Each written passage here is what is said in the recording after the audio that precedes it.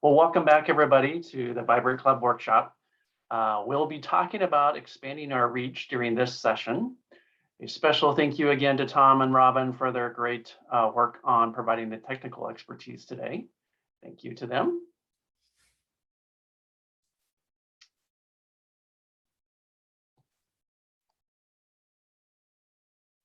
Our second action plan priority is to expand our reach so that we can grow our capacity to make an impact, enhance participation, and increase our ability to adapt.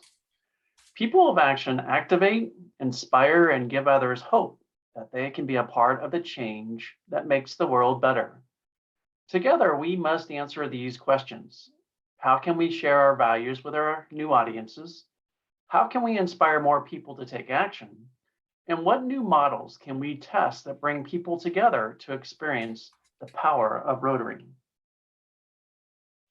We know that our capacity to make a difference is larger when more unite with us.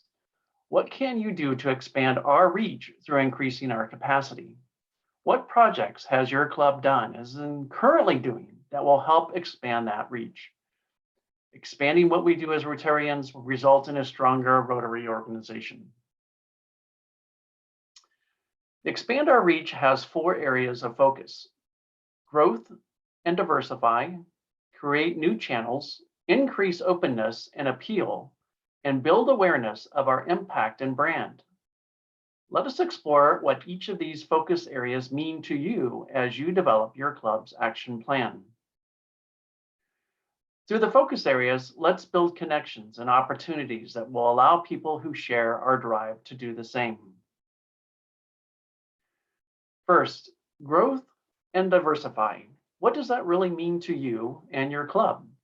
In very simple terms, you are looking for potential Rotary members that have our passion of service and camaraderie. We must not limit ourselves. So I'm going to ask Robin to place our first poll up there. And our poll is, on a scale of 1 to 5, does your club embrace change? Choose 1, either no, lots of resistance, or 2, very slowly, or 3, it's a push and a pull, or 4, fairly well, or yes, embrace change well. We'll give everybody a few minutes to answer one of the 5 with regard to, does your club embrace change?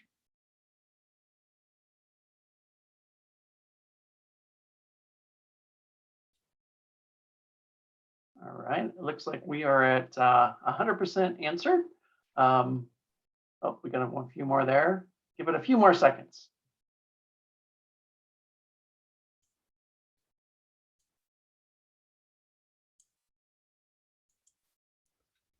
Okay, so looking at our results, it looks like sort of a third with regard to number 3, it's a pull and a push, fairly well at 32%, and yes, embraces change well at 26%. So that's certainly very positive. I mean, that's collectively together, that's nearly 90% or close to 90%. So that is certainly great to see. So thank you for that.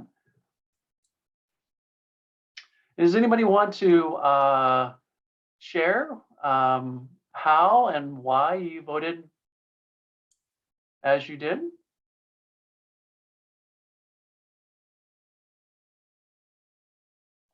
We have anybody or anybody in the chat? There we go. Oh, there we go. Tony. Trying to get it.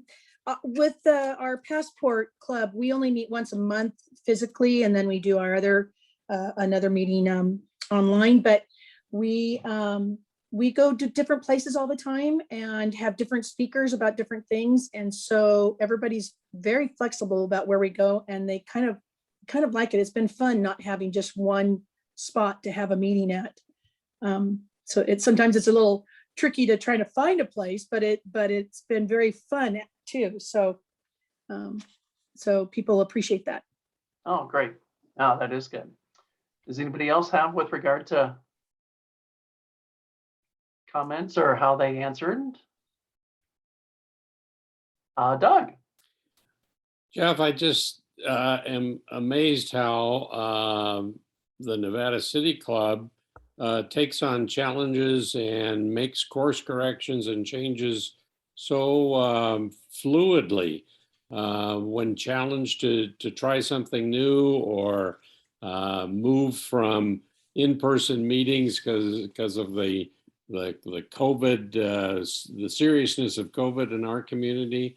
And I think that comes from the close friendships and the interaction with people and that kind of thing, wanting to see the best for the others in the club and for the community. So it's clubs being nimble, as we Yeah. mentioned earlier. Yes.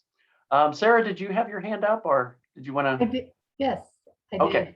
Yes. I'm new to this club here in Placerville, and I'm extremely impressed by when we gather on Thursdays at our meetings.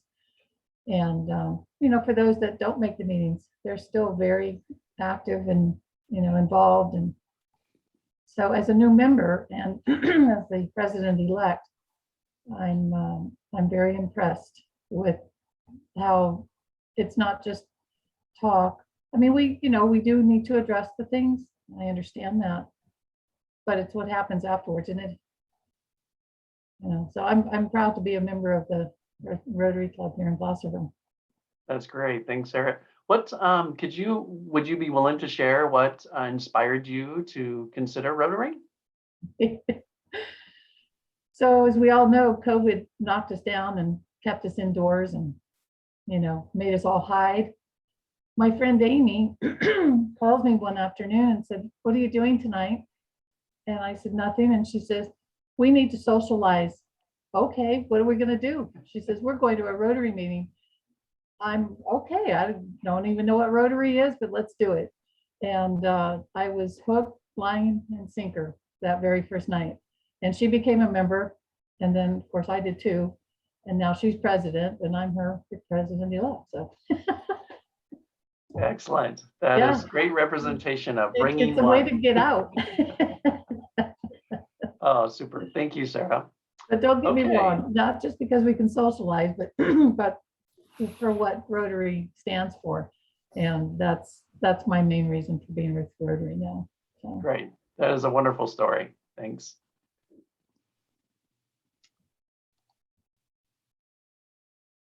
So as we're expanding our reach, as we mentioned, there are many ways that we can do that. So recognizing that Rotary isn't limited by the more traditional club model, we explore other club models that might work better for your club or even a new club. Determine what your club finds to be enjoyable. Is it having socials once a month or much more frequently? Does your club realize the value and importance of hybrid meetings and how your club functions as important as what we do? We're going to take another poll here. And the question is, if Robin has opportunity to put that up, there we go, is, has your club changed its meeting frequency in the last 2 years? Yes or no?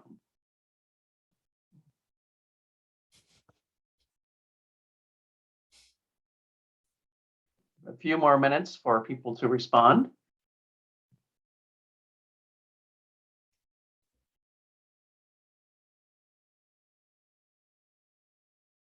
Couple more seconds for those wanting to answer. All right. So roughly about 59% said no, we really haven't changed, and 41% said we have. I would ask again if anybody has any thoughts on what their club has not done or not changed, or what they have done or have changed. Anybody want to share? I mean, I'm a little surprised by the results. I was thinking it would be a lot more, but yes. Kathleen has her hand up. Kathleen. Yeah. Well, we actually went from the 4 meetings to 2 meetings on Zoom, plus an in-person social on the last day of the month. So I welcomed the change. I thought it would be great. And people kept talking about socials that we don't do it anymore. So we're back. We're now doing them. We're going to try. We've done a lunchtime. Going to do an evening social the next time, and at a local restaurant. So so far so good. The first one was well attended, and the restaurant gave us some great food. So I'm looking forward to it. It's nice to know we're dealing with everything with the Zoom. Still, some people don't like it, but we're getting a good response at those meetings as well. And no complaints about losing one meeting a month yet. So we're on. I think we're on a positive course. Great. Robert, you unmuted. Did you want to share anything? Sure. We didn't change the frequency of our meetings as such. However, there are 8 Rotary clubs in the Reno-Sparks area. And when we were coming out of the pandemic and getting to the point where we were going to meet in person, we actually paired up with the Rotary Club of Reno Central, and now we hold joint meetings. They moved their venue from one casino to the casino where Reno South was meeting, and Reno South changed their meeting day from Thursday to Tuesday, which was Central's meeting day. And we share every other week. The presidents rotate at the podium, and every other month, the programs committee for one specific club is responsible for the programming. We save time during our business section of the meeting for each club to make announcements. We're starting to do a little bit more in terms of joint projects. We haven't quite got to the joint social activities yet, but it's been an interesting experiment for the last 3 months. That is certainly really interesting, Robert, because I think what sometimes we neglect to recognize is that we're all Rotarians. And together we make a difference. And so it's not a matter of your affiliation with one club or another. It's that we're all Rotarians. So thank you very much on that, Robert. That was a great point. So as we highlighted in the last slide, your club can have many different meeting types. Explore that format that's most beneficial for your club. We have had, which we're most familiar with, the traditional Rotary Club meetings, something that is a weekly or bi-weekly meetings that we have seen in the past attended in person. And as highlighted, some of the social activities that now we engage in more frequently with regard to getting not only Rotarians, but non-Rotarians, because it's a great opportunity to find a new member, which we have an example from Sarah, who was invited to a Rotary meeting and immediately found the value and connection for her. Another way is through projects. Again, another wonderful opportunity to interact with non-Rotarians who might be interested in becoming a Rotarian. Projects that enhance community service is another means for keeping our current Rotary members engaged and filling the Rotary love. Virtual, something that we've now experienced in the last 18 months, our new Rotary format. If your club has struggled with this type of meeting format, your district is here to help. Rotary District 5190 has what we call our Nerd Squad that is available to you to help you plan or encourage members to experience the virtual format. So I would suggest that a person that's on this call that you could reach out to is our district governor nominee, Stacey Graham, who is involved in that group. So again, our district put that together with the leadership of District Governor Anita to help with regard to, as well as past District Governor Berta, to help put that together to really enhance clubs' ability to adapt. And as we look at the different types of meetings we have, there are different membership types too that we certainly can explore. For your club to be even more effective, it's important to know the different types of membership. Clubs can have one or all of them that are listed on this slide. in the reference library that you had received for this workshop, there is a link to the District 5190's membership section, a tremendous amount of information there. And I would also recommend you reach out to our district's membership chair, Richard Forrester. Traditional membership. The corporate membership is a company employee membership. And on the traditional membership, I think we're all very familiar with that. We're all in that, or at least for most of all of us, we're in that. So we're familiar with that one. But the corporate one is more for a company and the employees of that company to be members. The family membership is very similar to the corporate membership category, but it focuses on the Rotary family. Young professional membership, the more affordable dues structure and more flexible expectations for participants. And I would encourage everybody not to limit the definition of professional, because a plumber, electrician, a carpenter, a teacher, they are professionals. If you do a service or do a job, you are a professional at what you do. So encourage us to expand that definition of what we call professional. Associate member is some clubs use associate members as a trial period to engage prospective members. Or it could be that somebody who may have a affinity for what we do in Rotary, but just not yet ready to join, but would like to be participating in the projects we do. An honorary member is to recognize their individuals who have distinguished themselves and embody the Rotary ideals. And those are considered friends of Rotary. If you want to take a few moments as we're going through in the next slides, you're welcome to type in the chat box what different types of membership maybe has your club adopted, or even what membership types your club should consider. So if you want to put that in the chat box, that would be great.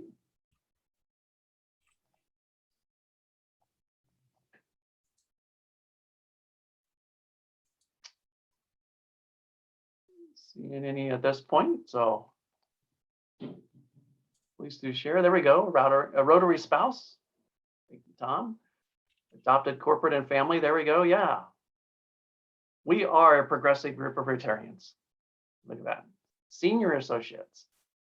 That is great.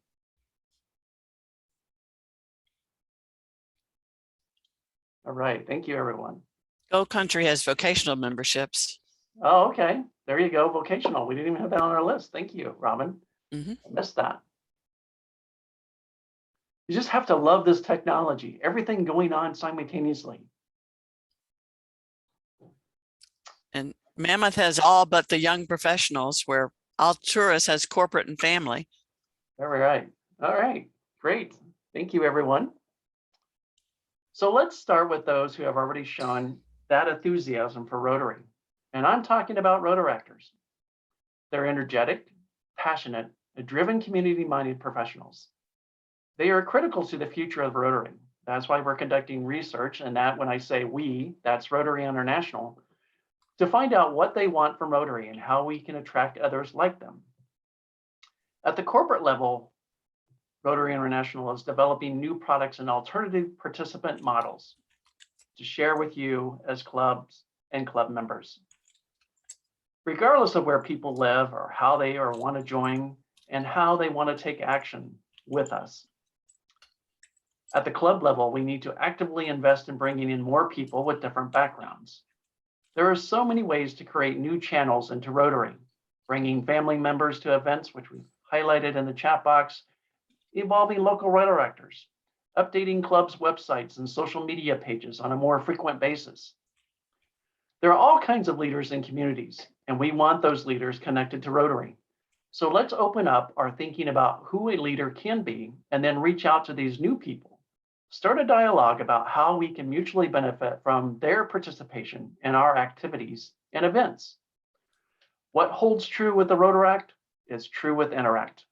These young people are the future of Rotary.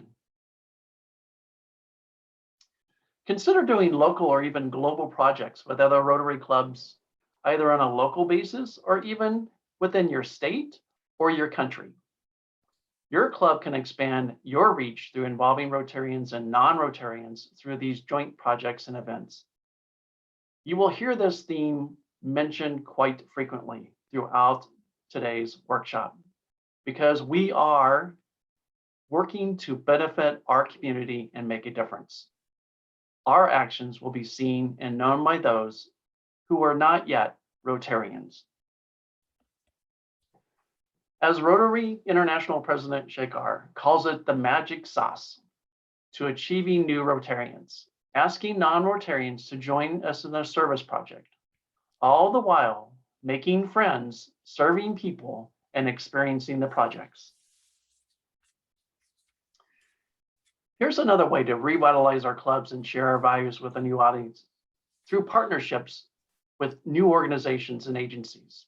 Already Rotary clubs partner with schools and universities, the local Chamber of Commerce, local governments, social service agencies, and other volunteer organizations, which is all fantastic.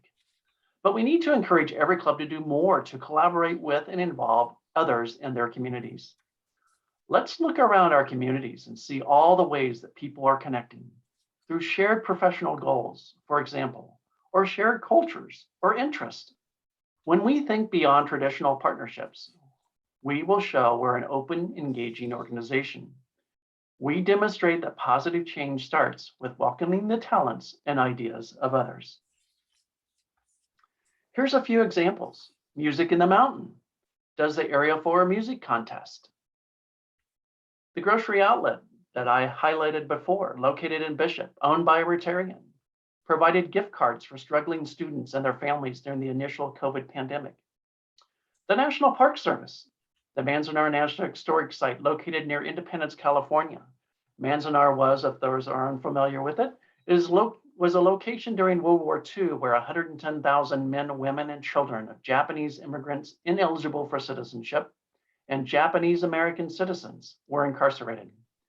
During the time these incarcerees were there at the Manzanar War Relocation Center, and hence the orchard that had been located at the designated site. Rotary Club of Bishop Sunrise and the Rotary Club of Bishop assisted the National Park Service staff in replanting a number of pear trees. Those trees are now producing a plentiful crop that has been donated to local food banks, assisted living centers, and other similar community need organizations. Again, helping with our community. Consider conducting a diversity assessment for your club. Everyone who engages with Rotary, no matter who they are, where they are in the world, or how long they have been connected with Rotary, should feel valued, respected, and welcomed. These ideals reflect what current and prospective members want and expect from their Rotary experience. Respect, ethical leadership, inclusion, and the opportunities to work together to create more just open and welcoming communities for all people. Diversity has long been one of Rotary's core values and continues to serve as a foundation for how we interact with each other and our communities. But we know there is much more to learn. And in order to ensure that our organization culture reflects and exemplifies diversity, equity, inclusion in all ways.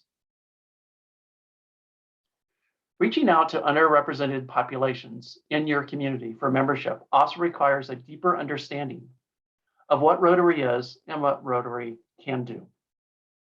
Using inclusive language that is not offensive to others, but is inviting to everyone. To achieve the goal of having women comprise 30% of membership and leadership by June 2023, we need to take positive action in this area. Detecting and avoiding unconscious bias and discrimination, understanding and avoiding sexual harassment, and calling out inappropriate behavior as a bystander. We talked about bullying, and bullying does not just apply to those of our young population. It involves everybody, young, old, male, female, different ethnicity groups. It all plays a role. So our recognition as Rotarians to demonstrate the respectful inclusion is important. And even though we do all this, It's important to share our story with our club, our district, and those that are in our community. So using the People of Action materials and other resources in the Brand Central to learn how to show your club or district's impact through the media or social media and in the community. Strengthening your public image can help you attract like-minded people to your club, form new partnerships for service, and build a stronger and more diverse network of collaborators. Some very useful resources, like I've mentioned, the Brand Central, and is also the Learning Center, a great place to learn about Rotary and how it impacts the world. We must first understand what it means to be a Rotarian so that we can then share our story and experience with others. We need to be open, proud of what we do and why we do it, and why it makes us happy. We have a tremendous story to tell. Share your story of why you are a Rotarian. Question 1. We are now going to spend about 10 minutes in a breakout group discussing the following questions. Question number 1 is, discuss strategies for connecting, communicating, and collaborating with new audience and partners. Question number 2, discuss methods to promote your club projects and their impact in your community. Again, the 2 questions together, discussing your strategies for connecting, communicating, and collaborating with new audiences and partners, and discuss methods to promote your club projects and their impact in your community. So again, we're going to take 10 minutes. We're going to go into 4 different groups. And after the 10 minutes, we'll come back and share your opportunity for discussing these 2 questions. Robin? Jeff, as we get started, we've got some questions in the chat. One is what is the difference between Rotaract and Young Professionals? And then Doug made a comment about the Rotary Community Corps. And then Lindy has some comments too, so you may want to cover those. All right. Unless anybody would have any, my assessment of the difference between Rotaract and Young Professionals is essentially the same. And because it's the same population base that is a part of Rotaract and who are the Young Professionals. Which makes it a little bit more challenging now, which is a great thing, that Rotaract members are actually now, Rotaract as a club is a part of Rotary International in the sense of in par with Rotary clubs. But it is an opportunity for collaboration. And I think if you don't mind, Lois, I'm going to kind of highlight something that you talked about with regard to the Mammoth Lakes Club being an older and wiser club, looking for that young, vibrant adults that can help enhance. And so I think there's an opportunity there that maybe you're not able to attract a younger population to your club, but if you were to partner with a Rotaract club, that's going to meet your comment that you made about, hey, we really need some younger people in our club. Well, they may not necessarily be members, but they're Rotarians because they're Rotaractors. So I think there's a good balance there. So I don't know if anybody else would like to share something with regard to that, but that's at least from my perspective. Well, Rotary Youth Exchange students coming back are a great group of people to involve in our club because they already know the benefits of Rotary. They've already been our ambassadors. So asking them to participate in our programs and then actually join the club is honoring our selection of them for that role. Yeah, which is what Lindy put in there with regard to our Rotary alumni and parents of youth programs and so forth. Are wonderful opportunities to touch them and have them have that experience of Rotary. And in Doug's comment, Rotary Community Corps are friends of our clubs and a channel for new club members. Exactly. So thank you all for taking that time and coming back. So what we will do is, I think we were 4 groups, if I'm not mistaken. So if we would have a representative from each group that would want to share a little bit more and expand on what you may have talked in individually within your group. Do we have? And Jeff, it needs to be quick. You've got 5 minutes. I know. Yeah. It's going to be a 30-second commercial. What's your elevator speech? Does anybody have anything? Don't let the time scare you.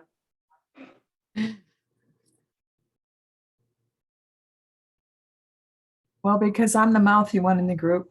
Go, Jessa. I really think that the thing I want to see members do is step up and overcome their reluctance to just ask.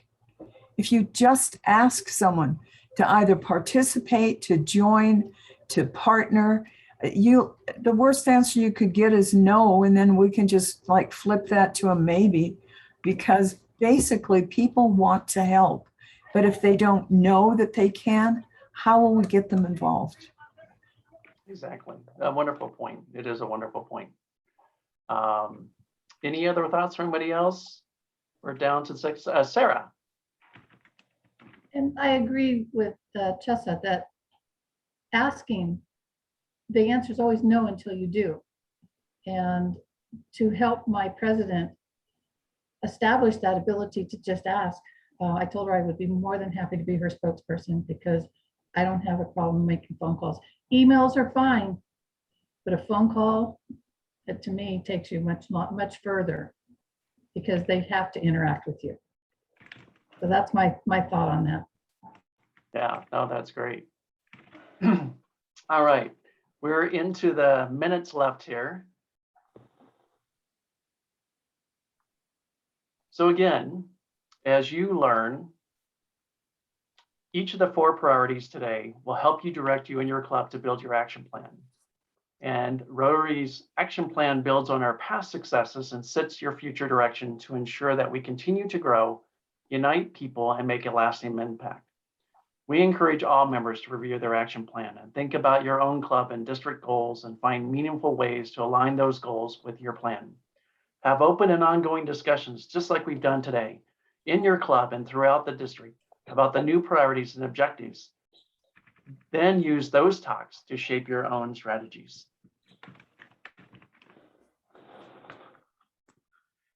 All right, we are going to take a 5-minute break and be back after that 5-minute period. So we have until 11:05. So another time to go grab a cup of coffee or go to the restroom. So take a 5-minute break and we're back at 11:05. And Karen will be our next speaker talking about enhanced participant engagement. So We'll have Karen.